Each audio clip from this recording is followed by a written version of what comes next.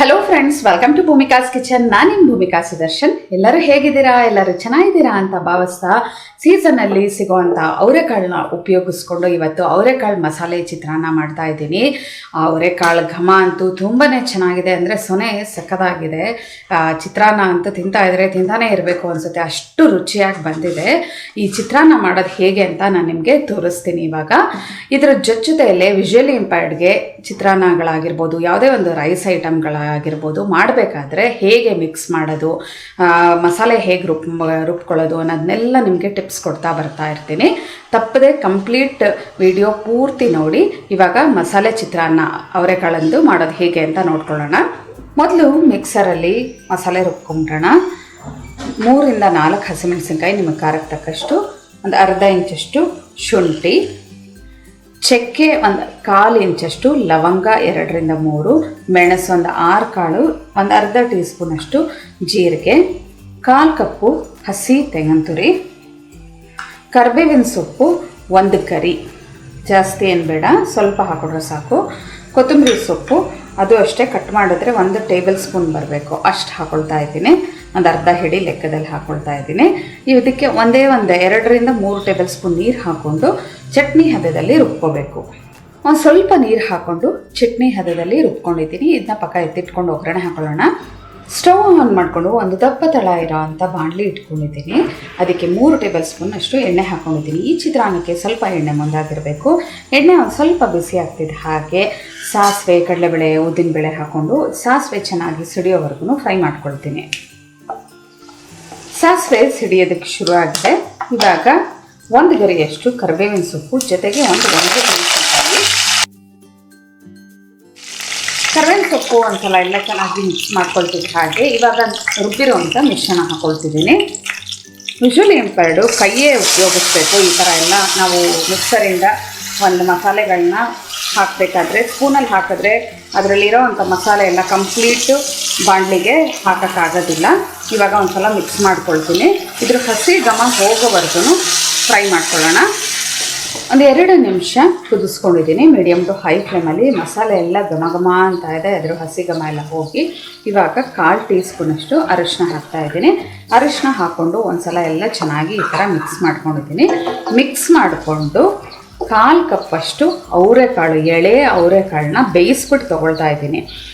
ಕುಕ್ಕರಲ್ಲಿ 1/4 ಕಪ್ಪಷ್ಟು ಅವರೆಕಾಳು ಹಾಕಿ ಅದಕ್ಕೆ ಒಂದು ಸ್ವಲ್ಪ ಬೇಯೋಕ್ಕೆ ಎಷ್ಟು ಬೇಕು ಅಷ್ಟು ಮಾತ್ರ ನೀರು, ಒಂದು ಸ್ವಲ್ಪ ಉಪ್ಪು ಹಾಕ್ಬಿಟ್ಟು ಒಂದು 3 ರಿಂದ 4 ವಿಷಲು ಮೀಡಿಯಮ್ ಟು ಲೋ ಫ್ಲೇಮಲ್ಲೇ ತೊಗೋಬೇಕು. ಆವಾಗ ಕಾಳು ನಿಮಗೆ ತುಂಬ ಚೆನ್ನಾಗಿ ಬೇಯುತ್ತೆ. ಇವಾಗ ಈ ಕಾಳಿಗೆ ಈ ಮಸಾಲೆದು ಉಪ್ಪು ಖಾರ ಎಲ್ಲ ಹಿಡಿಬೇಕು, ಒಳ್ಳೆ ಘಮ ಬರಬೇಕು. ಅಲ್ಲಿವರೆಗೂ ಒಂದು 3 ರಿಂದ 4 ನಿಮಿಷ ಮೀಡಿಯಮ್ ಟು ಲೋ ಫ್ಲೇಮಲ್ಲೇ ಕುದಿಸ್ಕೊಳ್ಳೋಣ. ಅವರೆಕಾಳು ಹಾಕ್ಕೊಂಡು ಎಲ್ಲ ಚೆನ್ನಾಗಿ ಮಿಕ್ಸ್ ಮಾಡ್ಕೊಳ್ಬೇಕಾದ್ರೆ ಎಲ್ಲ ಚೆನ್ನಾಗಿ ಹೊಂದ್ಕೊಂಡಿದೆ. ಇವಾಗ ಲೈಟಾಗಿ ಕುದಿ ಬರೋಕ್ಕೆ ಶುರು ಆಗಿದೆ. ಲಿಡ್ ಕ್ಲೋಸ್ ಮಾಡ್ಕೊಳ್ತಿದ್ದೀನಿ. ಲಿಡ್ ಕ್ಲೋಸ್ ಮಾಡಿಕೊಂಡು ಕಂಪ್ಲೀಟ್ ಲೋ ಫ್ಲೇಮ್ ಮಾಡ್ಕೊಳ್ತೀನಿ. ಒಂದು 3 ನಿಮಿಷ ಇದನ್ನು ಚೆನ್ನಾಗಿ ಬೇಯಿಸ್ಕೊಳ್ಳೋಣ. ಮಧ್ಯೆ ಮಿಕ್ಸ್ ಮಾಡ್ತಾ ಇರಬೇಕು. ಮಧ್ಯೆ 1-2 ಸಲ ಮಿಕ್ಸ್ ಮಾಡ್ಕೊಂಡಿದ್ದೆ, ಆವಾಗ ತಳ ಹತ್ತೋದಿಲ್ಲ, ಇಲ್ಲ ಅಂದರೆ ತಳದಲ್ಲಿ ಸೀದಂಗೆ ಆಗೋಗ್ಬಿಡುತ್ತೆ.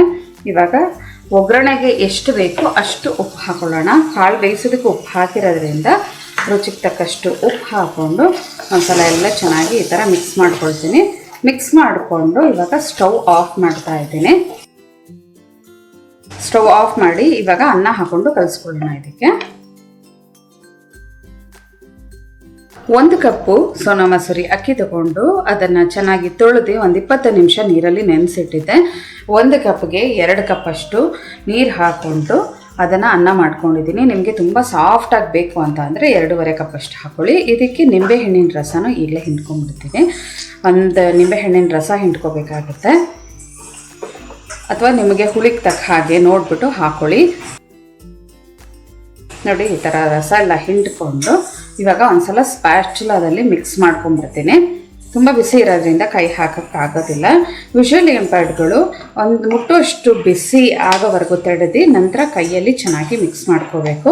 ನಾನು ಒಂದು ಸಲ ಈ ಥರ ಸ್ಪ್ಯಾಚುಲಾದಲ್ಲೆಲ್ಲ ಮಿಕ್ಸ್ ಮಾಡಿಕೊಂಡು ನಂತರ ಕೈಯಲ್ಲಿ ಚೆನ್ನಾಗಿ ಈವನ್ ಆಗಿ ಮಿಕ್ಸ್ ಮಾಡ್ಕೊಳ್ತೀನಿ.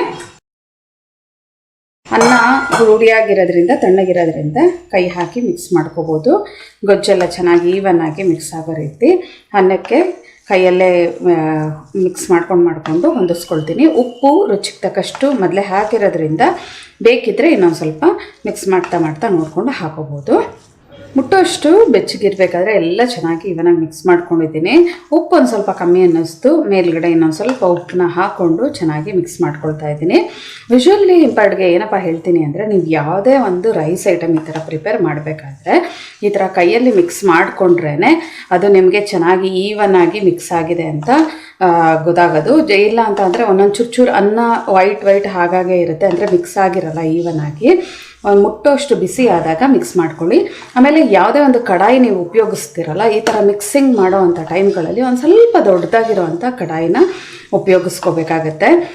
ಇಲ್ಲ ಅಂದರೆ ಚಿಕ್ಕ ಕಡಾಯಿ ಅಂದರೆ ಹಿಂಗೆ ಮಿಕ್ಸ್ ಮಾಡೋ ಟೈಮಲ್ಲೆಲ್ಲ ಆಚೆ ಎಲ್ಲ ಚೆಲ್ಲೋಗ್ಬಿಡುತ್ತೆ, ತುಂಬ ಗಲೀಜನ್ನು ಆಗುತ್ತೆ ನಿಮಗೆ. ಆದಷ್ಟು ಉಪಯೋಗಿಸುವಂಥ ಪಾತ್ರೆಗಳು ಅಗಲವಾಗಿ ದೊಡ್ಡದಾಗಿರುವಂಥ ಪಾತ್ರೆಗಳನ್ನೇ ಉಪಯೋಗಿಸ್ಕೊಳ್ಳಿ, ದಪ್ಪ ತಳ ಇರೋವಂಥದ್ದು. ನೋಡಿ ಎಲ್ಲ ಚೆನ್ನಾಗಿ ಇವನಾಗಿ ಮಿಕ್ಸ್ ಮಾಡ್ಕೊಂಡಿದ್ದೀನಿ. ಯಾವುದೇ ಒಂದು ರೈಸ್ ಐಟಮ್ ನೀವು ಪ್ರಿಪೇರ್ ಮಾಡಬೇಕಾದ್ರೆ ಒಂದು ಅನ್ನ ಬೆಚ್ಚಗಿರಬೇಕು, ಇಲ್ಲಾಂದರೆ ಗೊಜ್ಜು ಬಿಸಿಯಾಗಿರಬೇಕು. ಆವಾಗಲೇ ಪರ್ಫೆಕ್ಟಾಗಿ ಸೂಪರಾಗಿ ಟೇಸ್ಟು ಅದಕ್ಕೆ ಅನ್ನಕ್ಕೆ ಹಿಡಿಯೋದು.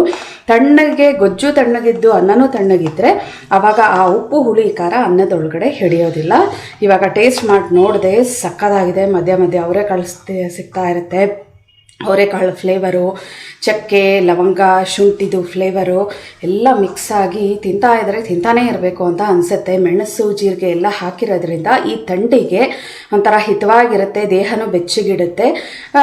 ಅವರೆಕಾಳು ಹಾಕಿರೋದ್ರಿಂದ ವಾಯು ಅಂತ ಟೆನ್ಷನ್ ಮಾಡ್ಕೊಳ್ಳೋದು ಬೇಡ. ಶುಂಠಿ ಹಾಕಿರೋದ್ರಿಂದ ಅದು ಬ್ಯಾಲೆನ್ಸ್ ಆಗುತ್ತೆ, ಸಕ್ಕತ್ತಾಗಿರುತ್ತೆ.